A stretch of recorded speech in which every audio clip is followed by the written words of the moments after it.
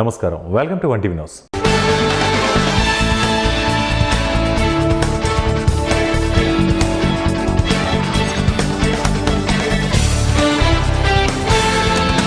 కేంద్ర ప్రభుత్వం ప్రతిష్టాత్మకంగా ప్రవేశపెట్టిన వీబీజీ రామ్జీ పథకం దేశవ్యాప్తంగా అమల్లోకి వచ్చిన నేపథ్యంలో మార్కాపురం జిల్లా ఎర్రగొండపాలెం నియోజకవర్గంలో ఈ కార్యక్రమానికి తెలుగుదేశం పార్టీ ఇన్ఛార్జ్ గూడూరి ఎరిక్షన్ బాబు శ్రీకారం చుట్టారు.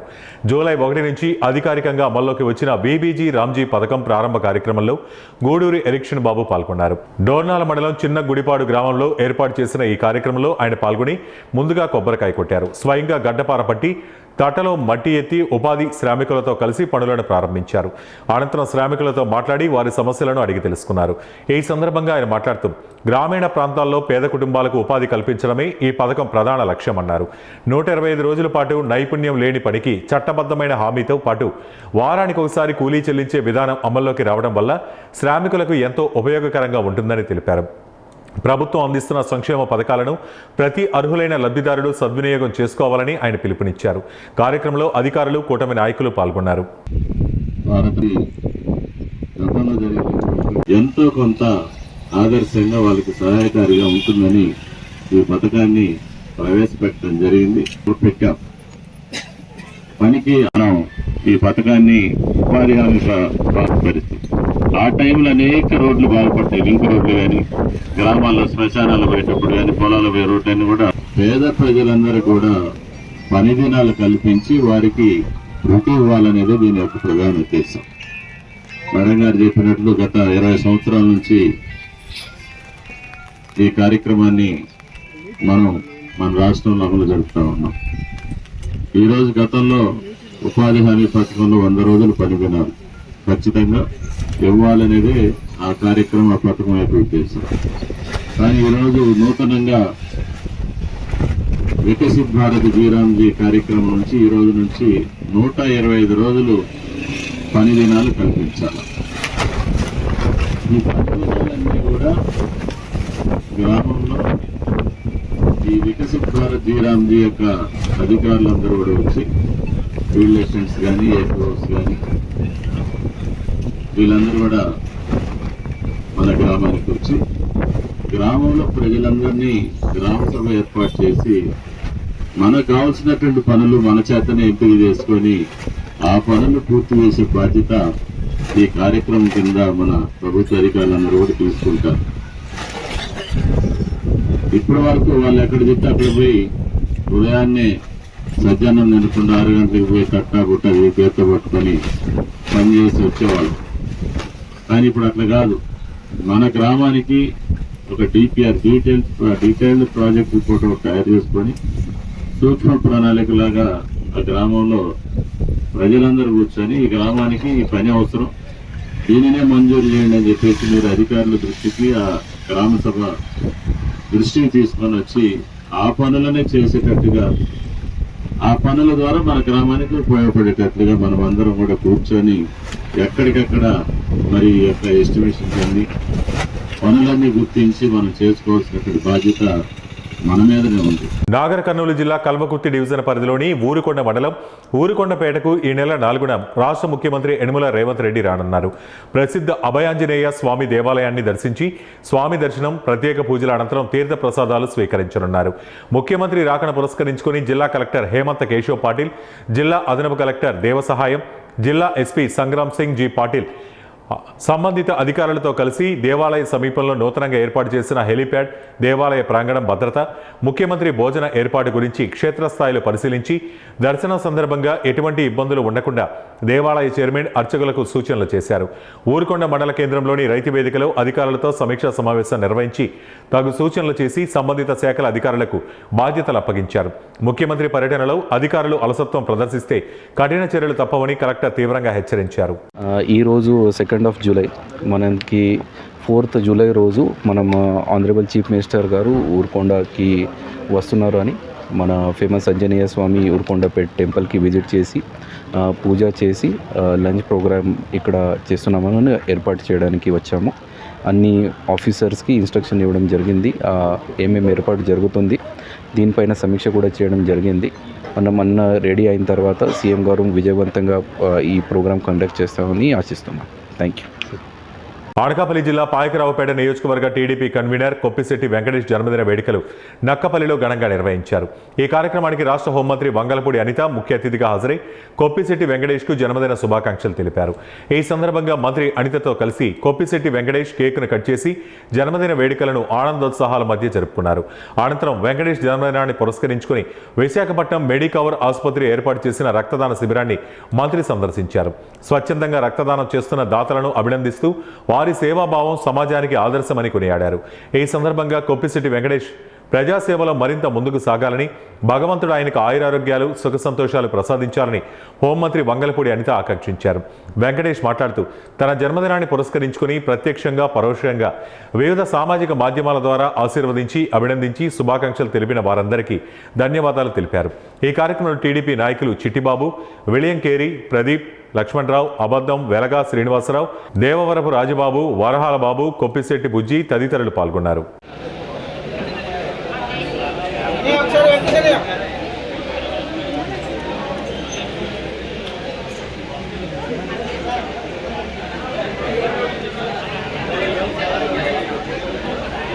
Sir cap sir cap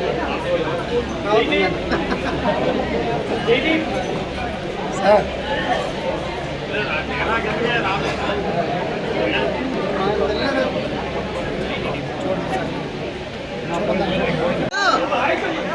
cot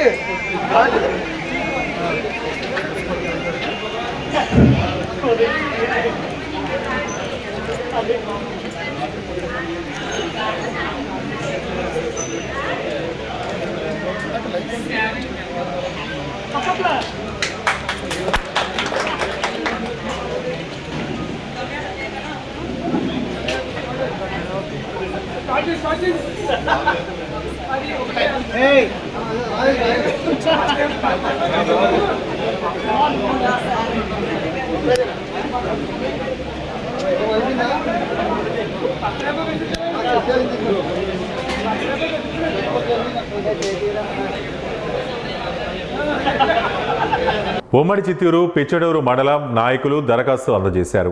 party బలోపేతం కోసం క్షేత్రస్థాయిలో చేసిన సేవలు, ఎన్నో సవాళ్లను ఎదుర్కొంటూ పార్టీ జెండాను ప్రజల్లోకి తీసుకెళ్లేందుకు చేసిన నిరంతర కృషి, పార్టీ సిద్ధాంతాల పట్ల తన అంకిత భావాన్ని లోకం నాగమాధవి దృష్టికి తీసుకువెళ్లారు. పార్టీ కోసం నిజాయితీగా, నిస్వార్థంగా కష్టపడుతున్న ప్రతి కార్యకర్తకు గుర్తింపు లభించాలనే ఆకాంక్షను వ్యక్తం చేస్తూ రాబో రోజుల్లో కూడా జనసేన పార్టీ విజయాల కోసం అదే పట్టుదలతో, అదే నిబద్ధతతో పనిచేస్తానని తెలిపారు. తిరుపతి పార్లమెంటు పరిశీలకులు లోకం నాగమాధవి నేతృత్వంలోని 28 మంది సభ్యుల బృందం జనసేన పార్టీ నాయకుల నుండి దరఖాస్తుల స్వీకరణ ప్రారంభించారు. పార్టీ కమిటీలో బాధ్యతలు తీసుకుని పార్టీ కోసం పనిచేసేందుకు సిద్ధంగా ఉన్న నాయకులు, జన సైనికుల నుంచి దరఖాస్తులు సేకరించి పార్టీ అధ్యక్షులు పవన్ కళ్యాణ్ దృష్టికి వీటిని తీసుకుని వెళ్లనున్నట్లు ఆయన తెలిపారు.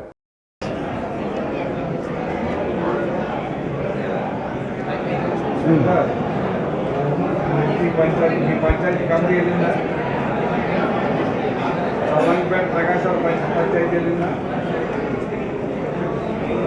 రాజారావు పంచాయతీ పరువు కానీ నియోజకవర్గం గారికి ఏదైనా రావాలి ఫస్ట్ ఆ ఊళ్ళో పంచాయతీ ఆ 15 మంది లేకపోతే మనం అందరికి చెప్పడం ఒకసారి మాట్లాడాలి. ఇంపార్టెంట్ మాకు వస్తుంది.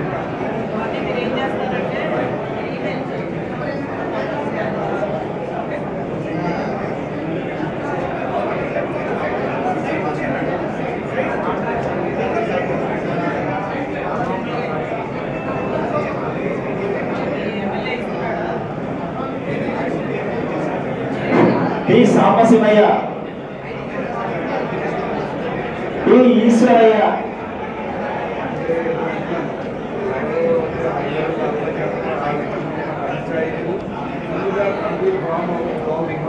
పాలమనేరు నియోజకవర్గ ఎమ్మెల్యే అమర్నాథ్ రెడ్డి జన్మదిన వేడుకలను తెలుగుదేశం పార్టీ నాయకులు, కార్యకర్తలు గురువారం ఘనంగా నిర్వహించారు.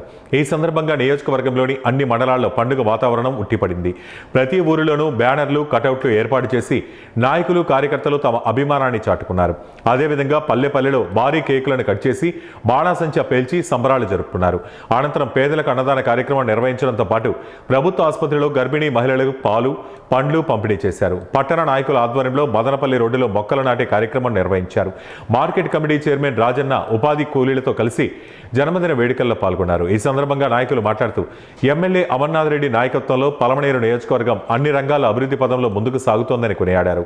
ప్రజలకు అందుబాటులో ఉంటూ సేవా కార్యక్రమాలు నిరంతరం కొనసాగిస్తున్న నాయకుడిగా ఆయన గుర్తింపు పొందారని పేర్కొన్నారు.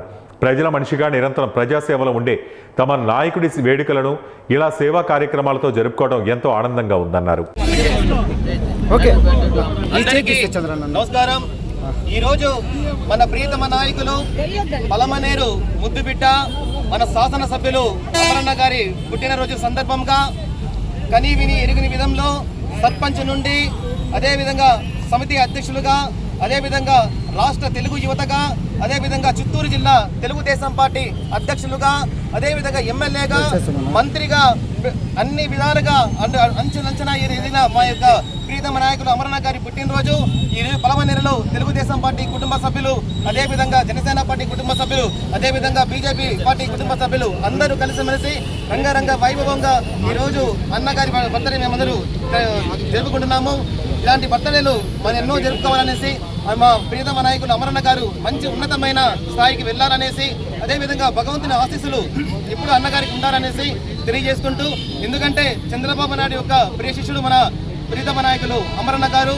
అలాంటి నాయకుని దగ్గర మనమందరము పనిచేయడము, ఆ నాయకుడు మన అమరన్న కింద మనమందరము తెలుగుదేశం పార్టీలో ఉండి మొన్న కూడా చూసాము బ్రహ్మాండమైన ఎలక్షన్లో. అందరికీ నమస్కారాలు. ఈరోజు పెద్దలు గౌరవనీయులైనటువంటి మా అమరన్న గారికి పుట్టినరోజు శుభాకాంక్షలు తెలియజేస్తూ ఆ దేవుడు ఆయనకి ఆయుష్, ఆరోగ్యము, పదవులు సమకూర్చాలనేసి ఇంకా ఆయన సంతోషంగా ఉండి పలమనేరు నియోజకవర్గం అంతా కూడా బాగుపడాలంటే అమరన్న గారు లాంటి గొప్ప నాయకులు ఉండాలి. కాబట్టి మరొకసారి అమరన్న గారికి పుట్టినరోజు శుభాకాంక్షలు. జై హింద్, జై Amaranna. Happy birthday Amaranna. Happy birthday Amaranna. Happy birthday Amaranna. అందరికీ నమస్కారం. ఈరోజు Palamaner tiger young and dynamic leader అయినటువంటి పలమనేరు శాసనసభ్యులైనటువంటి అమరన్న గారి పుట్టిన సందర్భంగా ఈసారి ఏమంటే కొత్తగా చెట్లు నాటాలనుకున్నాను. ఎందుకంటే రోడ్డు వెడల్పోయింది, దాంతో చెట్లు ఉంటే బాగుంటుందనే ఉద్దేశంతో ఈరోజు రేళ్ల చెట్టుని తెప్పించి ఒక 100 చెట్లు నాటుతున్నాను. పలమనేరు శాసనసభ్యులు అమర్నాథ్ రెడ్డి అన్నగారు నిండు నూరేండ్లు ఆరోగ్యాలతో సుఖంతో ఉండి మమ్మల్ని దీవించాలని చెప్పి కోరుకుంటున్నాను. నాగర్ కర్నూలు జిల్లా బాణాల గ్రామంలోని ఫీల్డ్ అసిస్టెంట్ రాజేష్ వ్యవసాయ పొలంలో ఎక్సైజ్ పోలీసులు మెరుపు దాడి చేశారు. అక్రమంగా నిల్వ ఉంచిన 25 బస్తాల 7.5 క్వింటాళ్ల నల్ల బెల్లాన్ని స్వాధీనం చేసుకున్నారు. నాగర్ కర్నూలు జిల్లా బల్మూరు మండలం బాణాల గ్రామంలో ఫీల్డ్ అసిస్టెంట్ కేతావత్ రాజేష్ వ్యవసాయ పొలంలో అక్రమంగా నిల్వ ఉంచిన నల్ల బెల్లాన్ని ఎక్సైజ్ అధికారులు పట్టుకున్నారు. ఎస్ఐ సతీష్ బృందంతో పాటు జిల్లా ప్రత్యేక బృందం సిఐ రాజ్యలక్ష్మి వారి సిబ్బందితో ఆకస్మికంగా దాడులు నిర్వహించారు. బాణాల గ్రామ సమీపంలో రాజేష్ వ్యవసాయ పొలంలో నల్ల బెల్లం డంపింగ్ చేశారని పక్కా సమాచారం అందడంతో విస్తృత తనిఖీలు చేపట్టారు. తనిఖీల్లో వ్యవసాయ పొలంలో 25 బస్తాల నల్ల బెల్లం 7.5 క్వింటాలు ఉంటుందని తెలిపారు. రాజేష్ మరో వ్యక్తిపై కేసు నమోదు చేసుకుని దర్యాప్తు చేస్తున్నామని ఎక్సైజ్ ఎస్ఐ సతీష్ తెలిపారు. రోజు బాణాల గ్రామంలో సుమారు 8 గంటల టైంలో రాజేష్ కేతావత్ రాజేష్ గారి పొలంలో సుమారు 21 బస్తాల నల్ల బెల్లం లభ్యమైనది. దీని గురించి ఇక ఫర్దర్ ఇన్వెస్టిగేషన్ నడుస్తుందండి. ఫర్దర్ ఇన్వెస్టిగేషన్ అయినాక అందరు దోషుల్ని అరెస్ట్ చేస్తాము. అండ్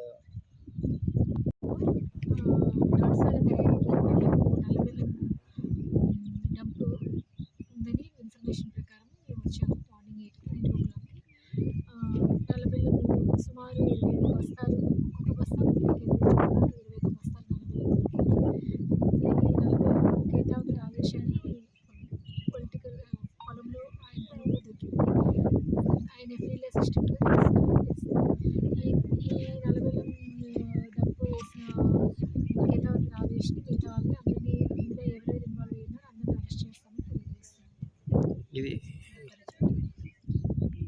మార్కాపురం జిల్లా దోర్నాల మండలంలో విషాద ఘటన చోటు చేసుకుంది.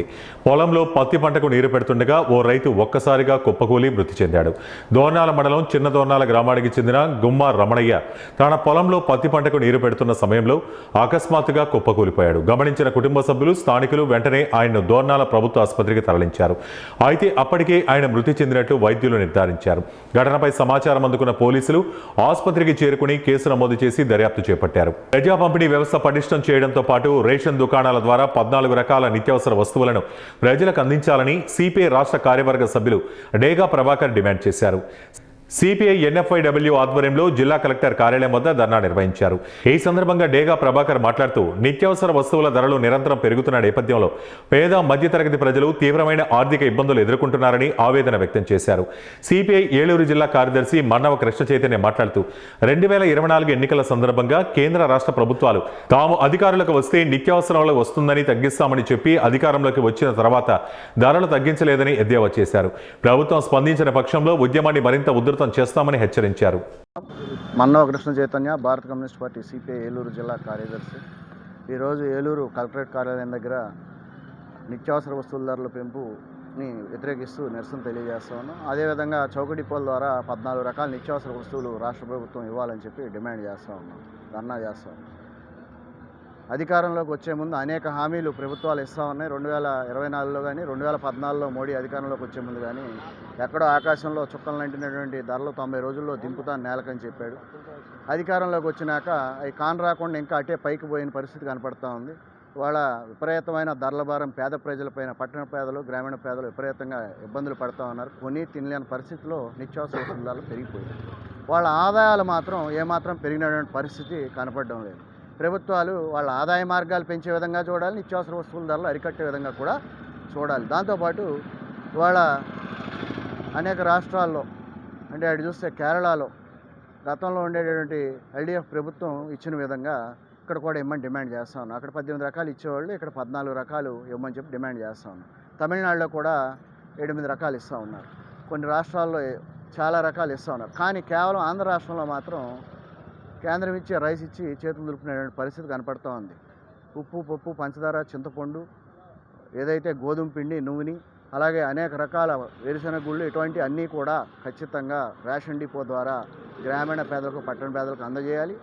ఏదైతే రక్తహీనతతోటి అలాగే పౌష్టికాహార లోపంతో ఉన్నటువంటి ప్రజల్ని, ఆరోగ్యాలను కూడా కాపాడాల్సిన బాధ్యత ప్రభుత్వం పైన ఉందని చెప్పి హెచ్చరిక చేస్తూ ఉన్నాం.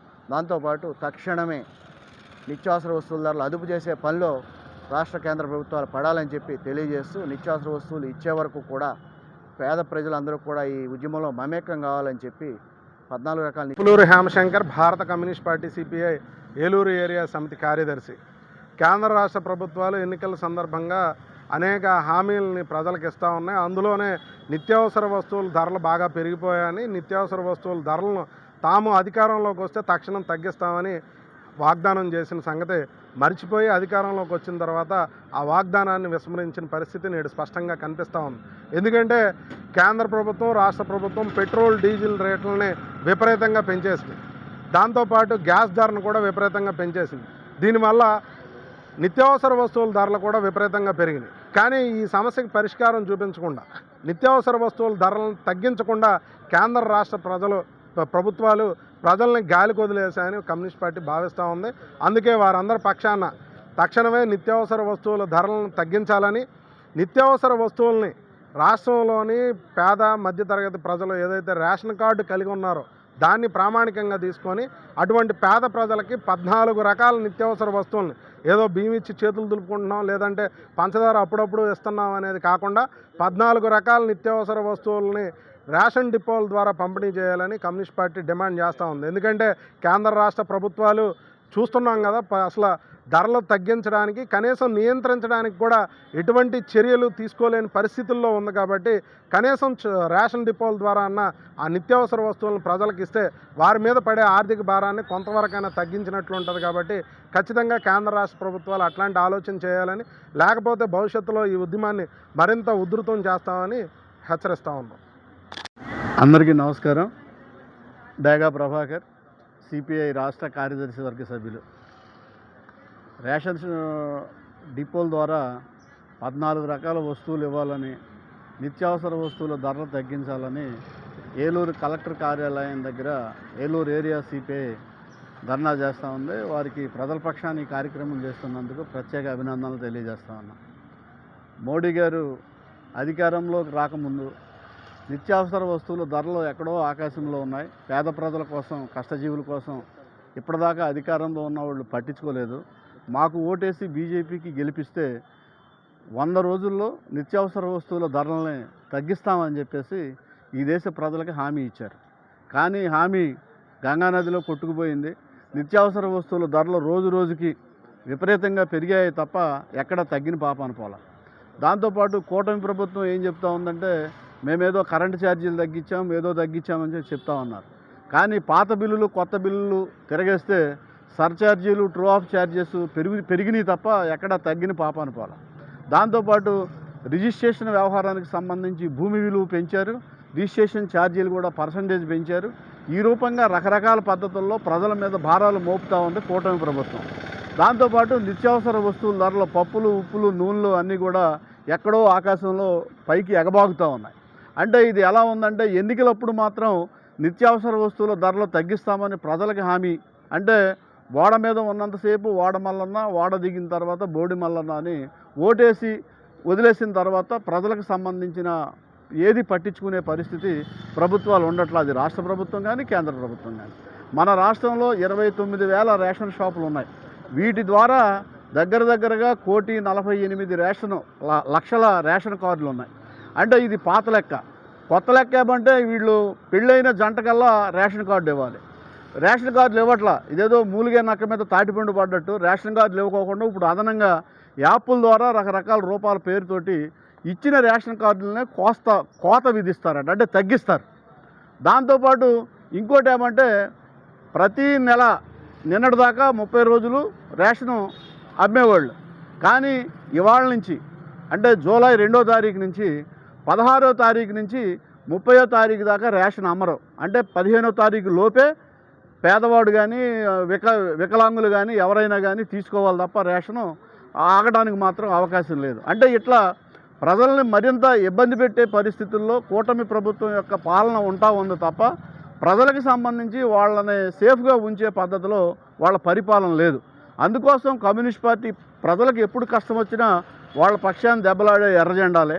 అందుకోసం ఈసారి కూడా ప్రజలకు సంబంధించి 14 రకాల వస్తువులు ఇవ్వాలని రేషన్ షాపుల ద్వారా, అట్లాగే నిత్యావసర వస్తువులు ఆకాశాన్ని అంటకుండా అదుపు చేయాలని, పేదవాడి బడ్జెట్ తలకిందులు కాకోకుండా ఆడు 3 పూటలో 2 పూటలో తినడానికి కావాల్సిన పరిస్థితిని కూటమి ప్రభుత్వం కల్పించాలని చెప్పేసి, అలాగే ఉన్న రేషన్ కార్డుల్ని తగ్గించుకోకుండా అర్హత ఉన్న వాళ్ళకి కొత్తగా రేషన్ కార్డులు ఇవ్వాలని చెప్పేసి మేము కోరుతా ఉన్నాం. ఇవన్నీ ప్రజలకి అవసరమైన సమస్యలు. అందుకోసం అంటే ప్రజల సమస్య మీద కమ్యూనిస్ట్ పార్టీ పోరాటం చేస్తే భవిష్యత్తులో ప్రజలందరూ కూడా ఇందులో మమేకం అయితే మరింత ఉద్యమాన్ని ముందుకు తీసుకుపోవడం సాధ్యం అవుద్ది. ఆ రూపంగా ప్రజలు కూడా ఆలోచించి వాళ్ళ కోసం కమ్యూనిస్ట్ పార్టీ చేసే ఉద్యమంలో పాలు పంచుకోవాలని చెప్పేసి ప్రత్యేకంగా కోరుతా ఉన్నాం. ఏలూరు దస్తావేజుల లేఖర్లు మరోసారి రోడ్డెక్కారు. రిజిస్ట్రేషన్ విభాగాన్ని పీపీపీ విధానం ద్వారా ప్రైవేటు పరం చేయొద్దని ప్రభుత్వాన్ని డిమాండ్ చేశారు. ఏలూరు రిజిస్ట్రార్ కార్యాలయం వద్ద బుధవారం దస్తావేజుల లేఖర్ల రాష్ట్ర సంఘం అధ్యక్షుడు పెనుమాక వెంకట సుబ్బారావు నేతృత్వంలో దస్తావేజుల లేఖర్లు ఏలూరు జిల్లా రిజిస్ట్రార్ కార్యాలయం వద్ద ధర్నా నిర్వహించారు. ఈ సందర్భంగా రాష్ట్ర అధ్యక్షుడు వెంకట సుబ్బారావు మాట్లాడుతూ ఇళ్ల స్థలాలు, భూముల రిజిస్ట్రేషన్లను ప్రభుత్వం పీపీపీ విధానంలో ప్రైవేటు పరం చేస్తే రిజిస్ట్రేషన్లపై ఆధారపడి వాటినే ఉపాధి అవకాశాలుగా నమ్ముకొని ఏళ్ల తరబడి ఉపాధి పొందుతూ రాష్ట్రంలో దస్తావేజుల లేఖర్ల కుటుంబాలు రోడ్డున పడతాయని ఆవేదన వ్యక్తం చేశారు. ప్రభుత్వం వెంటనే రిజిస్ట్రేషన్ విభాగాన్ని పీపీపీ పద్ధతిలో ప్రైవేటు పరం చేసే ఆలోచన విరమించుకోవాలని, పీపీపీ విధానం పేరుతో దస్తావేజుల లేఖర్ల పొట్టకొట్టవద్దని పెనుమాక వెంకట సుబ్బారావు ప్రభుత్వానికి విజ్ఞప్తి చేశారు. ఎక్కువ మంది దీని మీద ఆధారపడి ఉన్నారు. 1,00,000 కుటుంబాల వరకు దీని మీద జీవనోపాధి సాగిస్తున్నాం. దీన్ని ప్రైవేటీకరణ కనుక చేయటం అంటూ జరిగితే మరి 1,00,000 కుటుంబాలకి జీవనోభివృద్ధి కోల్పోతాం. కాబట్టి ఈ రోజున మేము ధర్నా కార్యక్రమం స్టార్ట్ చేశాం. ఎందుకంటే మరి 1,00,000 కుటుంబాలకి ఆధారమే ఈ సబ్ రిజిస్ట్రార్ ఆఫీసులు. ఈ ఆఫీసులో కనుక ప్రైవేటీకరణ చేయడం జరిగితే రికార్డుకి గోప్యత లోపిస్తుంది. మరి రకరకాలైన స్కాములు జరగడానికి అవకాశం ఉంది. కాబట్టి ఎటువంటి పరిస్థితుల్లో కూడా ఈ రిజిస్ట్రేషన్ విభాగాన్ని పీపీపీలో చేయకూడదని కోరుకుంటూ మేము ఈరోజు ధర్నా కార్యక్రమం స్టార్ట్ చేశాం. ప్రజల ఆస్తులకు భద్రత కల్పించండి. రిజిస్ట్రేషన్ సేవా కేంద్రాలని రద్దు చేయాలి. రిజిస్ట్రేషన్ సేవా కేంద్రాలని రద్దు చేయాలి. దస్తావేజు లేఖల లైసెన్సులు పునరుద్ధరించాలి.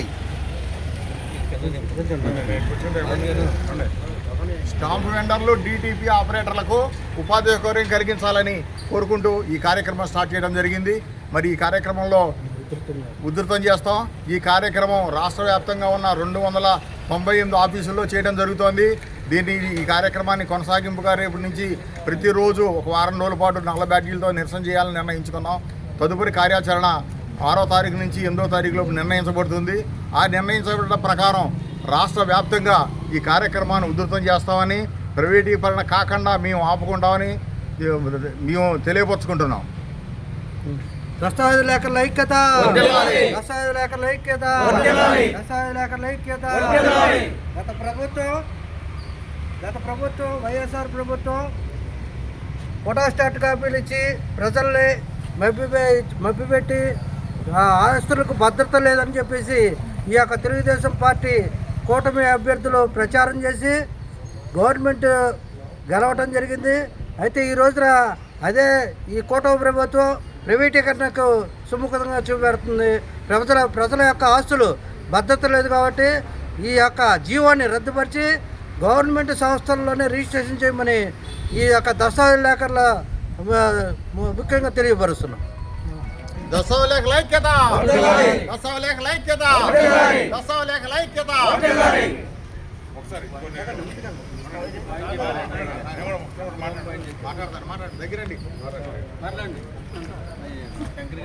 గౌరవనీయులైనటువంటి మన చంద్రబాబు నాయుడు గారు 10 మందికి ఉపాధి కల్పించేటువంటి విషయంలో చాలా ముందడుగు వేస్తుంటారు. అటువంటిది ఇప్పుడు ఈ యొక్క ఇంతమంది కుటుంబాలని రోడ్డు పడేయటం అనేది ఆయన కొద్దిగా కనికరించి మంచి ఆలోచన చేసి దీన్ని రద్దుపరిచి ఈ ప్రైవేటీకరణ తీసేసి ఈ గవర్నమెంట్ ఆఫీసులు పూర్వం ఎలా కొనసాగుతున్నాయో అలా కొనసాగేటట్టుగాను చేస్తే దస్తావేజు చేయించుకున్న వాళ్ళకి ఈ ఆఫీసులకి ఇక్కడ బతికే వాళ్ళకి అందరూ కూడాను బాగుంటుంది. ఇది చంద్రబాబు నాయుడు గారు మా యొక్క దస్తావేజు లేఖల్లో వాలంటీర్లు విన్నపంగా స్వీకరించి దీన్ని ఒకసారి పరిశీలించి ఆయన చేస్తే బాగుంటుంది. అందరికి కూడా ఇది బాగుంటుంది. రేపు వచ్చే ఎన్నికలకు ఆయన ఘన విజయం మళ్ళీ చేకూరుస్తారు ప్రజలు.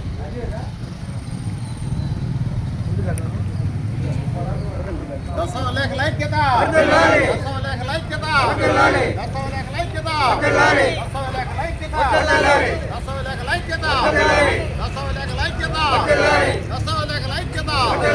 వర్ధిల్లాలి, వర్ధిల్లాలి దస్తావేజు లేఖల ఐక్యత, వర్ధిల్లాలి, వర్ధిల్లాలి దస్తావేజు లేఖల ఐక్యత.